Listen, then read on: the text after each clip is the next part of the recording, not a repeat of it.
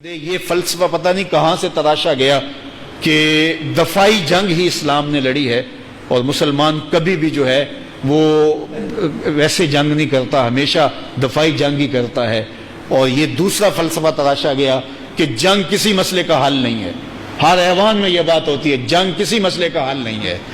جنگ کسی مسئلے کا حل نہیں ہے تو جنگ بدر کیوں ہوئی؟ اگر جنگ کسی مسئلے کا حل نہیں ہے تو جنگ تبوک اور حنین اور دیگر جنگیں کیوں ہوئیں؟ مسائل جنگوں سے حل ہوتے ہیں۔ جب آپ کے سامنے والا دلیل اور منطق کی بات سمجھتا ہو تو پھر اس سے دلیل اور منطق سے بات کریں تو وہ آپ کی بات سمجھے گا، پھر افہام و تفہیم سے مسائل ہوں گے۔ لیکن جب آپ کے سامنے درندہ ہو، آپ کے سامنے جو ہے وہ پھنکارتا ہوا اژدہا ہو اور آپ کے سامنے چیر پھاڑ کرنے والا موذی ہو تو پھر آپ کہیں کہ نہیں، اس سے مذاکرات ہوں گے تو مسئلہ حل ہوگا۔ جنگ سے کوئی مسئلہ حل نہیں ہوگا، اس کا منہ توڑنا ہوگا، اس کے جبڑے توڑنے ہوں گے تو پھر جو ہے وہ مسئلہ حل ہوگا۔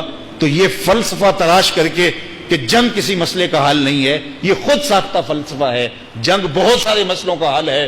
جب برہمنوں کی تحریک چلی تو رشی نے فاقے کاٹنے شروع کر دیے اور کہا کہ میں ان کی تحریک کو یوں دبا لوں گا، لیکن کیا ہوا؟ سوائے ہزیمت کے اور کچھ نہ ہوا۔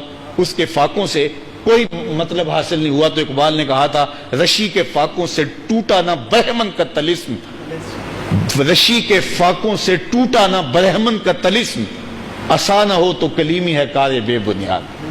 حضرت عیسیٰ اگر حضرت موسیٰ اللہ کے کلیم تھے، کتنا بڑا اعزاز ہے، لیکن جس نے فرعون کے فخر کو توڑا، جادوگروں کے سر کو توڑا، وہ عصا تھا۔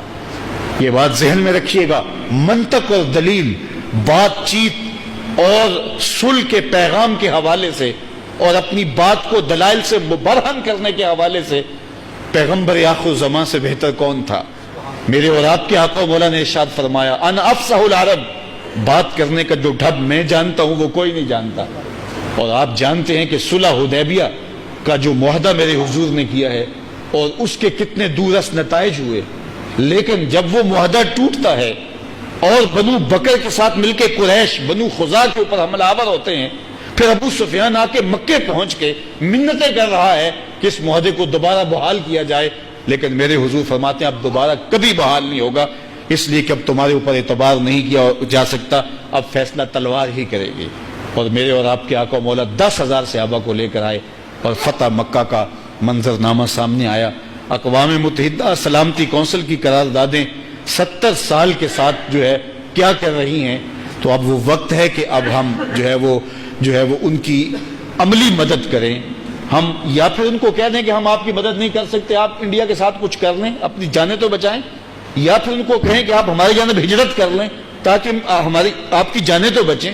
آپ ان کو ہر 5 منٹ کے بعد کہہ دیتے ہیں کہ ہم بس آپ کی پشت پہ کھڑے ہیں، تو 70 سال سے ہم ان کو یہ کہہ رہے ہیں کہ ہم آپ کی پشت پہ کھڑے ہیں، اور یہ ہم ان کو کہتے چلے جا رہے ہیں اور وہ اپنی جانیں دیتے چلے جا رہے ہیں۔ تو ہمیں کچھ سوچنا ہوگا کہ ہم اگر ان کی پشت پہ کھڑے ہیں تو پھر عملاً ان کی پشت پہ کھڑے۔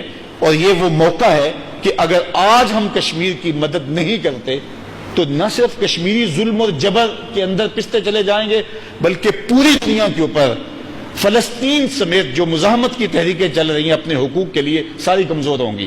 اور اگر آج ہم جو ہے وہ کشمیر کی مدد بر وقت کر دیتے ہیں تو فلسطین والے بھی دلیر ہو جائیں گے اور امہ کا تصور ابھرے گا کہ کوئی ہماری پشت کے اوپر ہے۔ تو یہ ایک سعادت بڑا موقع ہے۔ اگر ہم یہ سعادت اپنے حصے میں لینا چاہیں تو ہمیں جو ہے وہ اللہ کی خاص رحمتیں نصیب ہوں گی، اور اگر ہم یہ سعادتیں اپنے حصے میں نہ لینا چاہیں تو تاریخ ہمیں کبھی بھی معاف نہیں کرے گی۔ اللہ اس امت کو کھویا ہوا مقام نصیب فرمائے۔